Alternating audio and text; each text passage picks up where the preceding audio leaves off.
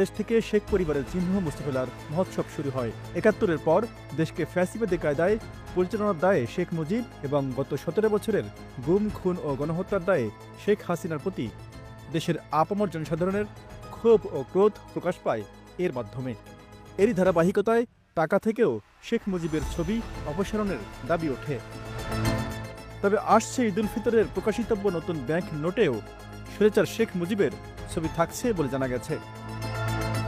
কেন্দ্রীয় ব্যাংক সূত্র জানিয়েছে, বর্তমানে কেন্দ্রীয় ব্যাংকের কাছে শেখ মুজিবুর রহমানের ছবিযুক্ত প্রায় ২০,০০০ কোটি টাকার নতুন নোট রয়েছে। আগামী ১৯ মার্চ থেকে এসব নোট বাজারে ছাড়া হবে। তবে আগামী এপ্রিল-মে নাগাদ যেসব নতুন নোট বাজারে আসবে, সেগুলোতে শেখ মুজিবের জায়গায় ধর্মীয় স্থাপনা, বাঙালি ঐতিহ্য এবং জুলাই বিপ্লবের দেয়ালচিত্র বা গ্রাফিতি যুক্ত হবে বলে জানা গেছে।